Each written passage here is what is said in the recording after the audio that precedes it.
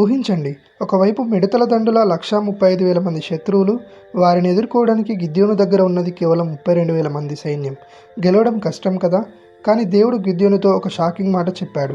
గిద్యోను, నీ దగ్గర ఉన్న జనం ఎక్కువయ్యారు.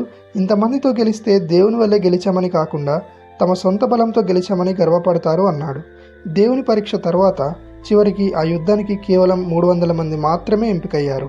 అసలు ట్విస్టే ఇక్కడే ఉంది. యుద్ధం అంటే కత్తులు, డాలు ఉండాలి కదా. కానీ వీరు అర్ధరాత్రి వేళ చేతిలో మట్టి కుండలు, వాటిలో దాచిన నిప్పు దివిటీలు, బూరలు పట్టుకొని శత్రువుల శిబిరం చుట్టూ చేరారు. గిద్యోను సైగ చేయగానే ఒక్కసారిగా అందరూ తమ కుండలను పగలగొట్టారు. బూరలు ఊదుతూ యెహోవా ఖడ్గం, గిద్యోను ఖడ్గం అని గట్టిగా నినదించారు. అర్ధరాత్రి ఆ భయంకరమైన శబ్దానికి ఆ చీకటిలో ఒకరినొకరు పొడుచుకొని పారిపోయారు. చేతిలో కత్తి లేకుండానే కేవలం దేవుని మాట విన్నందుకు ఆ 300 మందితో గిద్యోను అద్భుత విజయం సాధించాడు.